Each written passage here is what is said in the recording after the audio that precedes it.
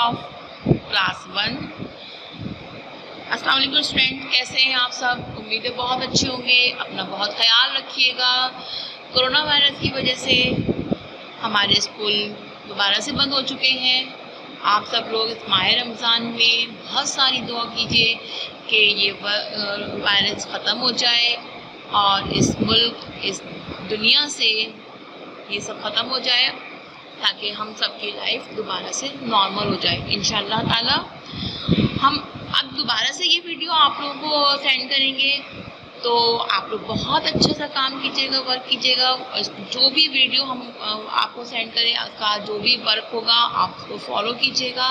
Copy में neat and clean work कीजिएगा, क्योंकि अगर हमारे पेपर्स ना हुए, ये छुट्टियां ज़्यादा हो गई, स्कूल ज़्यादा टाइम के लिए बंद हो गए, तो यही वर्क के नंबर काउंट करके आपको आगे प्रमोट किया जाएगा।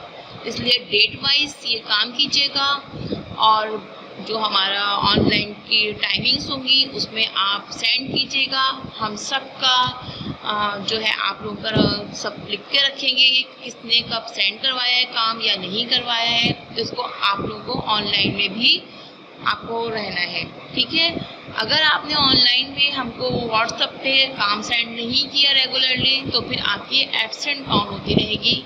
इस तरह आपके नंबर भी कम हो जाएंगे। अगर आपने एक हफ्ते के बाद हमको काम सेंड किया, काम तो कंप्लीट होगा आपका, लेकिन उसमें नंबर कम हो जाएंगे क्योंकि आपने हमको रेगुलर वर्क चेक नहीं करवाया था। तो स्टूडेंट्स, आप इन सब बातों का बहुत ख्याल रखिएगा और आपके पेरेंट्स भी इस बात का बहुत ख्याल रखें कि रेगुलरली काम किया जाए और हमको चेक भी करवाया जाए, ठीक है। चलिए नाउ स्टार्ट। बिस्मिल्लाहिर्रहमानिर्रहीम। Now open page, new page, write down date. यहाँ पर डेट मेंशन करनी है आपको जिस दिन वीडियो मिले, ओके। यहाँ पर हम लिखेंगे रिवीजन वर्क। पहले हम लोग आपको कॉपीज में अभी रिवीजन वर्क करवा चुके हैं, ठीक है।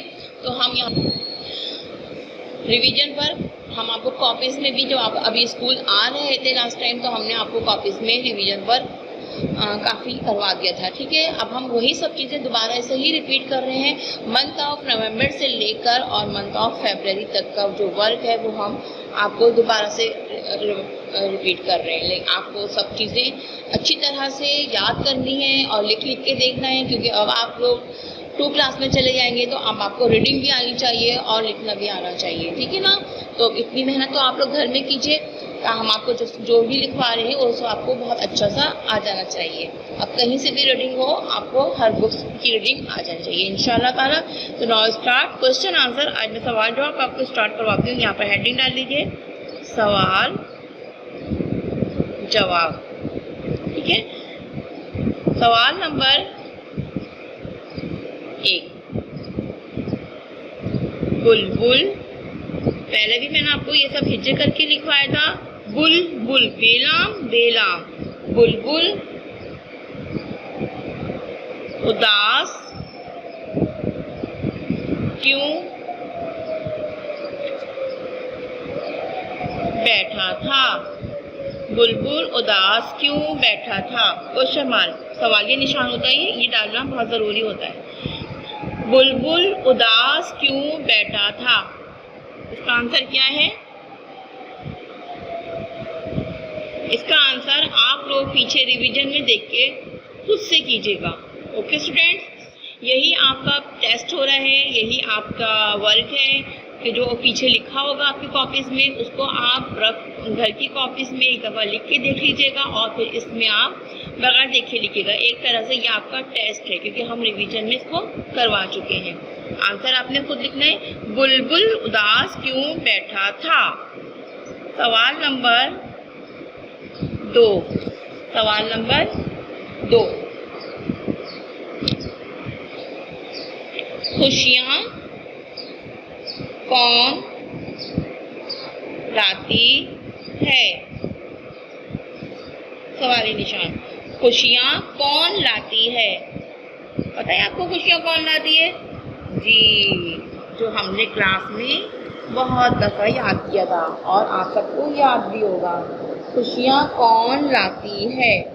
सवाल नंबर 3 علی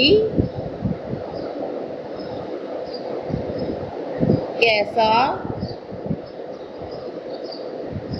بچہ ہے؟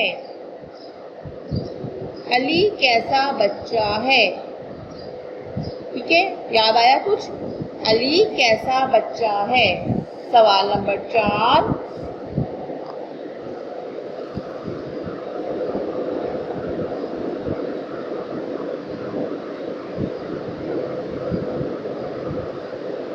بڑے پنجروں میں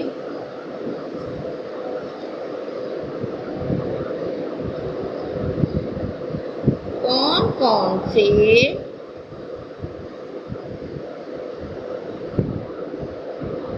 جانور تھے؟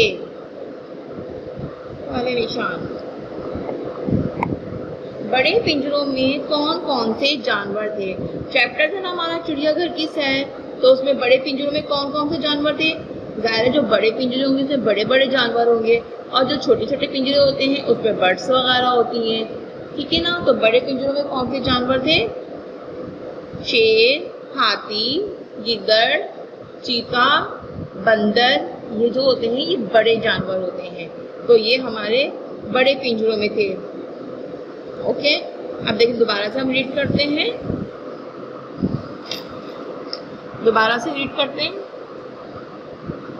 بلبل اداس کیوں بیٹھا تھا؟ بلبل اداس کیوں بیٹھا تھا؟ بلبل راستہ بھول گیا تھا۔ اوکے، بلبل راستہ بھول گیا تھا۔ خوشیاں کون لاتی ہے؟ خوشیاں کون لاتی ہے؟ لال پری، جی خوشیاں کون لاتی ہے؟ لال پری لاتی ہے، تو خوشیاں لال پری لاتی ہے، یہ سب ایسے ہی یہاں لکھ لیں گے، خوشیاں لال پری لاتی ہے۔ علی کیسا بچہ ہے؟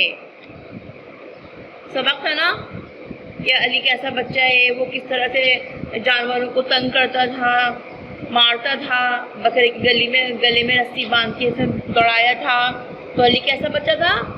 شرارتی بچہ تھا، علی شرارتی بچہ ہے۔ علی کیسا بچہ ہے؟ علی شرارتی بچہ ہے۔ اوکے، سوال نمبر 4 بڑے پنجروں میں کون کون سے جانور تھے؟ بڑے پنجروں میں کون کون سے جانور تھے؟ اب آپ یہاں پہ بہت بڑا سا آنسر مت لکھیے گا، خالی جانوروں کے نام لکھ دیجیے گا، گیدڑ، شیر، ہاتھی، چیتا، بندر، ٹھیک ہے؟ 4 سے 5 نام لکھ دیجیے گا بس کہ بڑے پنجروں میں یہ جانور تھے۔ اوکے اسٹوڈینٹس، یہ ہے آپ کے کوشچن آنسر کاپی پر۔ آپ نے یہ 4 سوال جو ہے آپ نے کاپی میں کرنے ہیں، بہت نیٹ اینڈ کلین کرنے ہیں، صاف ستھرے کرنے ہیں، ہیڈنگ ڈال کے، ڈیٹ ڈال کے، جس دن یہ آپ کو ویڈیو ملے آپ اسی دن کی ڈیٹ اسے مینشن کیجیے گا۔ اوکے، اور آپ کو ریگولر اس کو ہمیں واٹس ایپ پہ چیک کروانا ہے، پھر ہم آپ کا نام لکھ لیں گے کہ کس کس بچے نے ہم کو یہ ورک چیک کروایا ہے، پھر اسی لحاظ سے ان کو مارکس دیے جائیں گے۔ اگر آپ ایک کام 1 ہفتے کے بعد چیک کروائیں گے، یا جب ہم اسکول میں کاپیز منگوائیں گے چیک کروائیں گے، اس میں آپ کے پھر کچھ نمبر کٹ جائیں گے، اس لیے آپ لوگ ریگولر ہمیں آپ لوگ واٹس ایپ پہ بھی چیک کروائیں گے، اور جب ہم اسکول میں کاپی منگوائیں گے آپ وہاں پہ بھی بھیجیں گے۔ اور بہت ساری تیاری کریے، بہت سارا پڑھیے، ریڈنگ کیجیے، کہ آگے تو کلاس میں جانا ہی جانا ہے انشاءاللہ تعالیٰ، پیپر ہو یا نہ ہو، 2 کلاس میں تو اب جانا ہے، اب آپ لوگ بڑے ہو گئے ہیں۔ ٹھیک ہے اسٹوڈینٹ، اب ہم جو ہے وہ چیپٹر کی ریڈنگ کر لیتے ہیں۔ اوکے اسٹوڈینٹس، یہ ہماری اردو کی بک ہے، جدید اردو پہلی جماعت کے لیے، یہ بکس آپ سب کے پاس ہوگی۔ Now page number 29، open book. بلبل اور جگنو، ٹھیک ہے، بلبل اور جگنو، یہ منتھ آف نومبر کا چیپٹر ہے، ہم اس کی ریڈنگ کرتے ہیں۔ آپ لوگ بھی میرے ساتھ ساتھ ریڈنگ کیجیے، اور اگر کچھ نہیں آ رہا ہے تو آپ اپنے مما سے پوچھ لیں، یا پھر ہم سے ہی آپ جب ہمارا گروپ آن ہوگا اس وقت آپ پوچھ سکتے ہیں، ٹھیک ہے۔ آج کلاس میں استاد نے طلباء کو علامہ اقبال کی مشہور نظم بلبل اور جگنو کی کہانی سنائی، ٹھیک ہے۔ کلاس میں بلبل اور جگنو کی کہانی سنائی، اور یہ کہانی کس نے لکھی تھی، یہ نظم کس نے لکھی تھی؟ علامہ اقبال نے۔ ایک بلبل صبح اپنے گھونسلے سے معمول کے مطابق دانہ تلاش کرنے نکلا۔ دانہ تلاش کرنے میں بلبل کو دیر ہو گئی۔ دانہ دنکا کھا کر اس نے اپنا پیٹ بھرا۔ بلبل بہت تھک گیا تھا، دن بھر کی اڑان کی وجہ سے اسے سستی ہو گئی تھی۔ وہ آرام کے لیے ایک درخت پر جا کر بیٹھ گیا۔ اسی دوران اندھیرا چھا گیا تو بلبل پریشان ہو کر رونے لگا۔ اس کے رونے کی آواز ایک جگنو نے سن لی۔ اب کیا ہوا تھا اتنا دیکھیں کہ کلاس میں جو ٹیچر تھے انہوں نے ایک مشہور نظم بلبل اور جگنو کی کہانی سنائی۔ بلبل اور جگنو کی نظم جو تھی وہ کس نے لکھی تھی؟ علامہ اقبال نے، ٹھیک ہے نا۔ کس نے لکھی تھی؟ علامہ اقبال نے۔ تو ایک بلبل تھا اور ایک جگنو تھا۔ ایک بلبل صبح اپنے گھونسلے سے نکلا اپنا کھانا تلاش کرنے کے لیے، صحیح نا۔ بلبل تو اڑتا تھا نا، پرندہ تھا، وہ اڑتا تھا تو وہ اپنا کھانا تلاش کرنے نکلا۔ کھانا تلاش کرتے کرتے جو ان کا کھانا ہوتا ہے نا اس کو کہتے ہیں دانا۔ دانا تلاش کرنے میں بلبل کو دیر ہو گئی، مطلب وہ اڑ کے اتنی دور تک نکل گیا کہ جب وہ واپس آنے لگا تو اس کو دیر ہو گئی۔ اور بلبل کا درخت وہ گھر کہاں ہوتا ہے؟ بلبل کا گھر جو ہوتا ہے وہ درخت پر ہوتا ہے۔ جیسے چڑیا کا، کوے کا، کبوتر کا درخت کہاں ہوتے ہیں؟ گھر کہاں ہوتے ہیں؟ درخت کے ہوتے ہیں نا۔ اس طرح بلبل کا بھی گھر جو تھا درخت پر تھا اور وہ اپنے بچوں کے لیے کھانا لینے نکلی تھی۔ جب کھانا کھا کر اس نے اپنا پیٹ بھرا تو وہ بہت تھک گیا تھا۔ بلبل جو تھا نا دن بھر اڑنے کی وجہ سے اس کو سستی ہو گئی تھی کہ اب اسے اڑا نہیں چاہ رہا تھا۔ وہ آرام کرنے کے لیے ایک درخت پر بیٹھ گیا کہ تھوڑا آرام کر لوں پھر آگے اڑ کے اپنے گھر تک جاتا ہوں۔ جب وہ آرام کرنے کے لیے درخت پہ بیٹھا نا تو پھر تھوڑی دیر میں کیا ہوا؟ اندھیرا ہونے لگا۔ تو بلبل بہت پریشان ہوا کہ اور اب میں گھر کیسے جاؤں گا، کیونکہ ظاہر جب سارے درخت تو ایک جیسے ہوتے، اب بلبل اندھیرے میں اپنا درخت کیسے ڈھونڈتا؟ تو وہ رونے لگا۔ اس کے رونے کی آواز ایک جگنو نے سن لی۔ جگنو بھی ایک پرندہ ہوتا ہے، وہ بھی ایک درخت پر بیٹھا ہوا تھا۔ تو جگنو نے نا اس کی رونے کی آواز سن لی کہ کون رو رہا ہے۔ اب آگے پڑھتے ہیں۔ جگنو کے دل میں بلبل کے لیے ہمدردی کا جذبہ پیدا ہوا۔ وہ بلبل کے پاس آیا اور کہنے لگا کہ تم پریشان مت ہو، اللہ نے مجھے روشنی دی ہے، میں تمہاری مدد کروں گا اور تمہیں گھونسلے تک پہنچا دوں گا۔ اب کیا ہوتا ہے یہاں پر؟ جب بلبل رونے لگتا ہے تو جگنو نے اس کی آواز سن لی تھی، پھر جگنو کے دل میں بلبل کے لیے ہمدردی کا جذبہ پیدا ہوتا ہے۔ اس نے سوچا یار یہ بہت پریشان ہو رہا ہے، لاؤ میں اس کی تھوڑی سی ہیلپ کر دیتا ہوں۔ وہ بلبل کے پاس آیا اور کہنے لگا تم پریشان مت ہو، اللہ نے مجھے روشنی دی ہے، میں تمہاری مدد کروں گا۔ اللہ نے کہاں روشنی دی ہے؟ اللہ نے نا جگنو کی آنکھوں میں روشنی دی ہے۔ جگنو ایسا پرندہ ہے جو رات کے ٹائم نا اس کی آنکھیں سے جو نا وہ ٹارچ کی طرح سے روشنی نکلتی ہے کہ وہاں پر پھر اندھیرا نہیں ہوتا۔ جیسے ٹارچ کی روشنی ہوتی ہے نا، جدھر ہم کریں گے ادھر روشنی جائے گی، تو ویسے اس کی روشنی ہوتی ہے۔ تو اس کو اللہ تعالیٰ کی طرف سے ملی تھی۔ اس نے کہا کہ میں تمہاری مدد کروں گا اور تمہیں تمہارے گھونسلے تک پہنچا دوں گا۔ یہ کہہ کر جگنو نے اڑنا شروع کر دیا اور بلبل اس کی روشنی میں اس کے پیچھے پیچھے اڑنے لگا، اور کچھ ہی دیر میں بلبل اپنے گھونسلے میں پہنچ گیا۔ बुलबुल ने जुगनू का शुक्रिया अदा किया और कहा, दुनिया में वही लोग अच्छे और नेक होते हैं जो दूसरों की मदद करते हैं। हमें भी चाहिए कि दूसरों की मदद करें और दूसरों की मदद करने से अल्लाह ताला खुश होता है। जब बुलबुल उसके जुगनू की रोशनी के पीछे पीछे चढ़ने लगा, जैसे उसकी टॉर्च की तरह से उसकी रोशनी निकल रहेगी ना, तो बुलबुल जो है जुगनू के पीछे पीछे चलने लगा और कुछ ही देर में बुलबुल अपने घोंसले में अपने दरख्त तक पहुंच गया। तो बुलबुल ने जो है जुगनू का शुक्रिया अदा किया और कहा कि दुनिया में वही लोग अच्छे होते हैं और नेक होते हैं जो दूसरों की हेल्प करते हैं। तो हमें भी दूसरों की हेल्प करनी चाहिए, मदद करनी चाहिए। अगर किसी के पास कोई चीज़ नहीं है तो हम उसकी हेल्प कर दें, उसका ख्याल रख लें कि भाई क्या चीज़ नहीं है तुम्हारे पास। जैसे क्लास में हम लोग आपसे कहते हैं कि एक दूसरे से चीज़ें शेयर कर लिया करें। अगर किसी के पास पेंसिल नहीं है या रेजर नहीं है या लंच नहीं है तो शेयर कर लेते हैं। इससे अल्लाह ताला बहुत खुश होता है, आपका भी पेट भरेगा और दूसरों का भी पेट भर जाएगा।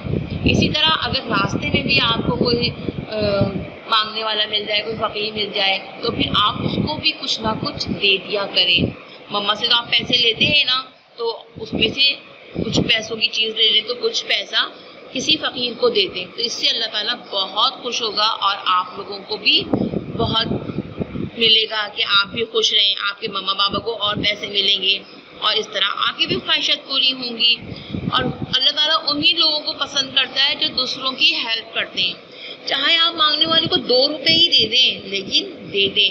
या मम्मा से पूछ लें कि घर में अगर कुछ खाना वगैरह है तो दे दें थोड़ा सा, ठीक है ना। इस तरह कुछ ना कुछ हेल्प करनी चाहिए।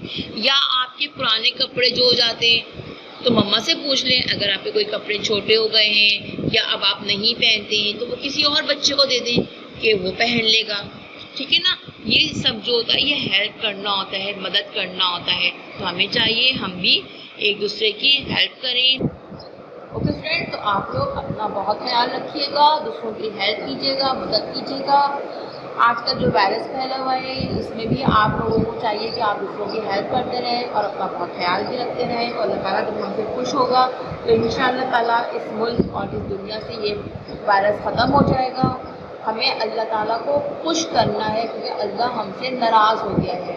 ये जो हमें चल रहा है आजकल वायरस, कोरोना वायरस, ये अल्लाह ताला हमसे नाराज़ है, इसलिए ये हो गया है। तो हमें चाहिए कि हम अल्लाह ताला के आगे झुकें, नमाज़ पढ़ें और नमाज में हाथ उठा के बहुत सारी दुआएं करें, अल्लाह ताला से तौबा करें कि अगर हमसे कोई गलती हो गई है तो हमें माफ़ कर दें और ये बीमारी ख़त्म कर दें इंशाअल्लाह ताला, ठीक है। नाउ नेक्स्ट पेज, आज मैं आपको थोड़ा सा ऑरली बता देती हूँ।